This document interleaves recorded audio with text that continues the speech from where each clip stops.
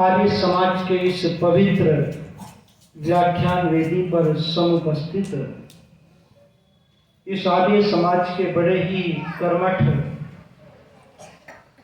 यशस्वी विद्वान आचार्य श्री सुरेश शास्त्री जी हमारे मध्य में फर्रुखाबाद से बहुत ही उच्च कोटि के विद्वान, जिनका उद्बोधन मेरे से बाद में आपको सुनने को मिलेगा, आचार्य श्री चंद्रदेव शास्त्री जी, इस मंच का बहुत अच्छे से संचालन करने वाली आदरणीय मंत्राणी श्री विनीता आर्या जी, उनकी समस्त सहयोगी जन, इस आर्य समाज के बड़े ही यशस्वी और सरलता सौम्यता की प्रतिमूर्ति आदरणीय हमारे प्रधान श्री राजवीर आर्य जी, आदरणीय हमारे नरेश आर्य जी, बहुत अच्छे साथी कलाकार भाई सुरेंद्र आर्य जी, और राष्ट्र की, परिवार की, समाज की आधार माताओं बहनों, सम्मुख उपस्थित छोटी छोटी बालिकाएं एवं बालकों, मैं थोड़ी सी चर्चा आपसे साझा करूंगा। बड़े ध्यान से आप मेरी बातों को श्रवण करेंगे। वेद में कहा गया है कि मानव को उत्तम उत्तम कर्म करने चाहिए, श्रेष्ठतमाय कर्मण, क्योंकि उत्तम कर्मों के करने से व्यक्ति परम गति को प्राप्त होता है। उत्तम कर्म करने से व्यक्ति को शांति मिलती है। उत्तम कर्म करने से व्यक्ति उत्तरोत्तर परमात्मा के सानिध्य को प्राप्त करता है। या यूं कहिएगा, ये उत्तम उत्तम जितने भी कर्म हैं व्यक्ति का कल्याण ही करने वाले हैं, कल्याण करने वाले हैं। और महर्षि स्वामी देव दयानंद जी की बड़ी अपार कृपा पूरे विश्व के ऊपर है। उन्होंने कहा कि प्रत्येक व्यक्ति को 5 काम करने चाहिए। महर्षि मनु का एक श्लोक उद्धृत करते हुए, प्रस्तुत करते हुए उन्होंने कहा, ब्रह्म यज्ञम, देव यज्ञम, पितृ यज्ञम च सर्वदा, नृयज्ञम, अतिथि यज्ञम यथा शक्तिर्न हाप्येत। जीवन के अंतिम क्षण तक 5 यज्ञ व्यक्ति को नित्य प्रतिदिन करने चाहिए। जब तक श्वास प्रश्वास चलते हैं, ये 5 काम व्यक्ति को कभी भी नहीं छोड़ने चाहिए। महाभारत के बाद में हम लोग जो ऋषि परंपराओं की जो उत्तम उत्तम विधि थी, वो सब हम लोग भूल गए थे। उस ऋषिवर देव दयानंद जी ने आकर के हमें यज्ञ का तरीका और पूजा का जो वैदिक स्वरूप है, वो ऋषि दयानंद जी ने हमारे सम्मुख प्रस्तुत किया। और वे कौन से काम हैं जो हमारे ऋषि मुनि, जो बड़े बड़े गृहस्थी नित्य प्रतिदिन करके जो है सुखों के भंडार को भरते थे। इसकी थोड़ी सी आवाज कम करो। तो एक एक यज्ञ के विषय में जो है बड़ी विस्तृत चर्चा ऋषिवर दयानंद जी ने की है। और उन्होंने समझाते हुए कहा कि जो गृहस्थी अपना कल्याण करना चाहता है, अपने संतानों का निर्माण करना चाहता है, इन 5 यज्ञों में कभी भी दरिद्रता ना दिखाए, आलस और प्रमाद ना दिखाए इन 5 यज्ञों को करने में। आज स्थिति ये हो गई है कि इन 5 कर्मों को गृहस्थी छोड़ चुका है। इसलिए पुनः आपसे निवेदन करता हूं, वे कौन से 5 कर्म हैं? वे कौन से 5 कर्म हैं कि जो हमारी आयु को बढ़ाते हैं, जो हमारे यश को, ऐश्वर्य को, धन को, संतान को, अर्थात जो सब कुछ बढ़ाते हैं, वे 5 काम कौन से हैं? ऋषिवर देव दयानंद जी ने उन पर बड़ी जोर देते हुए, प्रशंसा करते हुए उन्होंने कहा था, अरे ऋषि दयानंद ने समझाया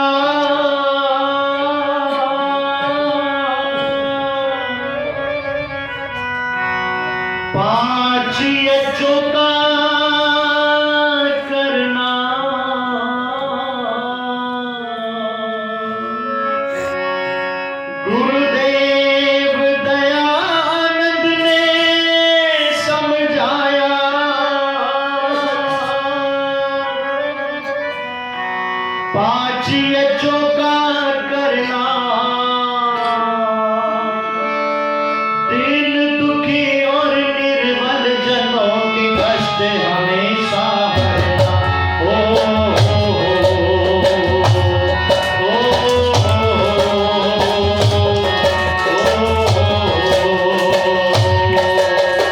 ऋषि दयानंद ने समझाया 5 यज्ञों का करना, गुरुदेव दयानंद ने समझाया 5 यज्ञों का करना, दीन दुखी और निर्बल जनों की कष्ट हमेशा हरना।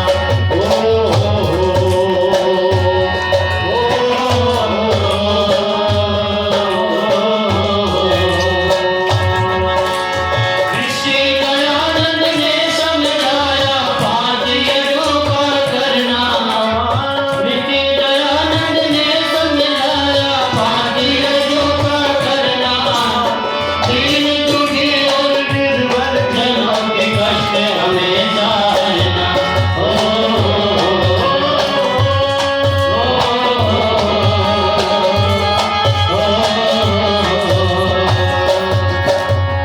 ब्रह्म यज्ञ है प्रथम करो मिल सब प्राणी, जिससे होगी सुख हमारी मनवाणी। जिससे होगी सुख हमारी मनवाणी। ब्रह्म यज्ञ है प्रथम करो मिल सब प्राणी, जिससे होगी सुख हमारी मनवाणी। प्रभु का मुख्य नाम है ओम, क्या भारत अमेरिका रोम। प्रभु का मुख्य नाम है ओम, क्या भारत अमेरिका रोम। सब में रमा हुआ है ईश्वर, ध्यान हमेशा करना।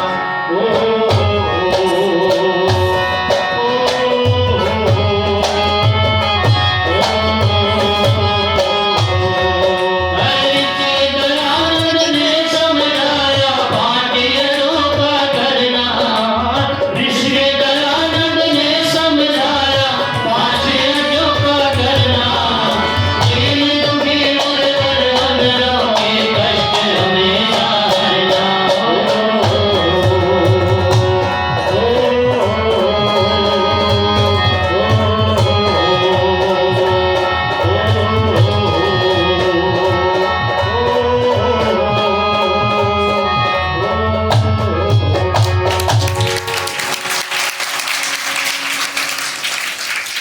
पहला जो यज्ञ है, जो इन चारों यज्ञों को सफल करने वाला है, या यूं कहिएगा जो नींव है, वो पहला यज्ञ है ब्रह्म यज्ञ।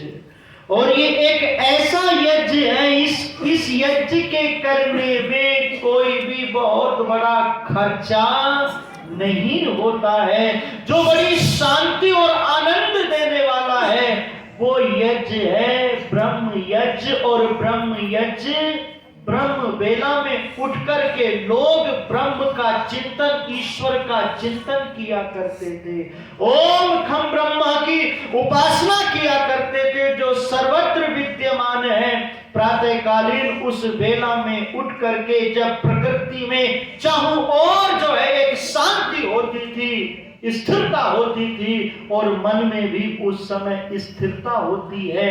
मन में उस समय कोई जो है इतनी बड़ी चंचलता नहीं होती है, और मन के अंदर सतो गुण की प्रधानता उस वेला में ज्यादा होती है। इसलिए ऋषिवर देवदानंद जी ने कहा कि ब्रह्म का चिंतन ब्रह्म वेला में उठ करके करना चाहिए। और दूसरा काम, व्यक्ति को अपने शरीर को स्वस्थ रखने के लिए, अपने शरीर को बलवान बनाने के लिए नित्य औषधि का सेवन, व्यायाम और ब्रह्मचर्य के पालन से इस शरीर की भी देखभाल करें। क्योंकि शरीर माध्यम खलु धर्म साधनम, ये ठीक है तो सब कुछ ठीक है। अगर ये ठीक नहीं है तो कुछ भी ठीक बोलो नहीं है। ये एक ऐसा साधन है, यदि इस साधन के अंदर एक भी विकार आ गया, यदि एक भी बीमारी आ गई, तो सुनो, ध्यान वहीं पर चला जाएगा, फिर व्यक्ति सब कुछ भूल जाता है। बस फिर तो व्यक्ति को दवाई याद रहती है और कुछ याद नहीं रहता है। और आज जो है हमारा जो शरीर है, नहीं, हमारा जो शरीर है, चेहरा पीला पड़ गया। शरीर में जो एक मजबूती थी, शरीर में जो एक तेज होता था, शरीर जो एक पत्थर की तरह से जो मांसपेशियां होती थी, आज वो हमारा शरीर पहले जैसा नहीं है। जैसे हमारे महापुरुषों का शरीर था, जैसे बजरंगबली वीर हनुमान का शरीर था, वे शरीर तो अब उदाहरण बनकर के रह गए हैं। हम लोगों ने उनके जीवन का अनुसरण नहीं किया है। हमने प्रार्थना तो की, अरिष्टानि मेंगानिस तनुस्तन्वा में सासंतु, हमने भगवान से कहा तो सही, अस्मा भवतु नस्तनु, हमारे शरीर की मांसपेशियां पत्थर की तरह से मजबूत हो। और आज स्थिति ये हो गई है, सारा शरीर जो है बीमारियों ने घेर करके रखा हुआ है। 40-50 मिनट जो है व्यक्ति आलती पालती मार करके बैठने में आज व्यक्ति इतना समर्थ नहीं है। मैं निवेदन करने लगा हूं, व्यक्ति को घुटने के दर्द ने परेशान कर दिया है। और ये घुटनों का दर्द भी ऐसे ही नहीं हो गया, हमने बहुत सारी लापरवाहियां की है। हमने ऋषियों के नियमों को तोड़ करके अपने शरीर को जो है बीमारियों का घर बना लिया। इस शरीर से तो धर्म का आचरण करना था, इस शरीर से तो भगवान की उपासना, परोपकार करना था, स्वाध्याय करना था, पर हम अपने शरीर को निरोग ना रख सके, हम अपने शरीर को स्वस्थ ना रख सके। योगी राज कृष्ण जी ने गीता में कहा था, युक्त आहार विहार से युक्त चेष्टस्य कर्मसु। सुनो, जिस व्यक्ति का सोना जागना, खाना पीना ठीक है, उसको रोग और दुख परेशान नहीं करते हैं, किनारा करके चले जाते हैं। एक माता जी की मुझे घटना याद आ गई। एक माता जी, मुझे गुजरात के अंदर में 1 महीने के कार्यक्रम में गया हुआ था, और गुजरात की एक ऐसी आर्य समाज है जहां पर कई वर्षों से लगातार कार्यक्रम चलते हैं। 1 महीने के लिए एक विद्वान को बुलाते हैं, और एक परिवार ने वो व्यक्तिगत आर्य समाज बना रखी है, उनका बड़ा व्यापार है। तो उन्होंने संकल्प लिया है कि जब तक हम रहेंगे तब तक जो है प्रति वर्ष प्रति महीना कार्यक्रम चलते रहेंगे। चलते हैं। उसमें तो एक माता जी मुझे अपने घर लेकर के गई, और घर ले जाने का उद्देश्य ये था कि परिवार की जो स्थिति है, जो मनमुटाव है, जो गड़बड़ है, वो ठीक हो जाए। सारा परिवार एक कमरे में इकट्ठा होकर के बैठ गया, उसमें बच्चे भी बैठे हुए थे। मैंने सोचा चलो बच्चों से ही प्रारंभ करता हूं। मैंने कहा 7 दिन में कितने बार होते हैं? बच्चों ने कहा जी 7 बार, परिवार वालों ने भी कहा जी 7 बार होते हैं। और मैंने एक बात और कही, मैं कहा 1 बार और होता है। बोले जी कौन सा? बोले जी परिवार। मैं कहा 8 बार हुए कि नहीं हुए? बोले जी हो गए जी, 8 बार हो गए। और मैंने कहा जिसका परिवार ठीक है उसके सातों के सातों बार ठीक है। बोले जी बहुत बढ़िया बात बताई आपने। फिर मैंने बच्चों से सबसे प्रश्न किया, मगर इन 7 बारों में भी किसी को शनिवार पसंद है, किसी को मंगलवार पसंद है, और बच्चों की ओर देख करके मैंने कहा किसी को रविवार पसंद है। तो बच्चों ने हाथ खड़ा करके कहा जी हमें तो रविवार पसंद है। बोले, मैंने कहा रविवार क्यों पसंद है?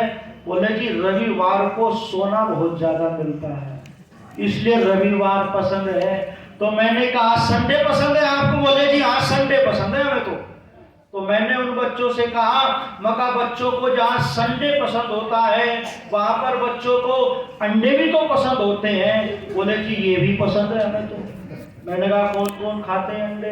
बोले जी हम अंडे खाते हैं। हाथ खड़ा करके कहा।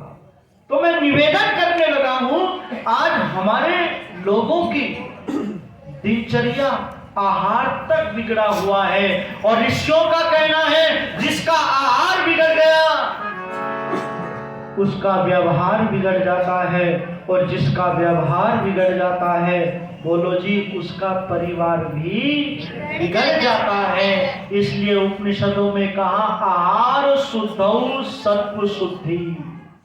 आहार की शुद्धि होना बहुत बड़ी शुद्धि होती है, और इस आहार से जो है ना, जो जिसका आहार शुद्ध होता है उसका वो एक दवाई होती है, औषधि होती है। तो हमारा आहार बड़ा उत्तम होता था। हम आहार को लेकर के अपने जीवन का निर्माण करते थे। तो मैं निवेदन करने लगा था कि बजरंगबली वीर हनुमान की तरह से हमारे शरीर की मांसपेशियां हो। बजरंगबली वीर हनुमान कितने बड़े ब्रह्मचारी थे, कितने बड़े वेद शास्त्रों के ज्ञाता थे। उन्होंने रावण को एक मुक्का मारा तो रावण बेहोश होकर के गिर गया था। क्या गजब का ब्रह्मचारी था हनुमान, क्या गजब का ब्रह्मचारी था अंगद, जिसने जो है पैरों को जमा दिया भरी सभा में, और ये कहा जिसमें इतनी शक्ति हो वो मेरे पैर को हिला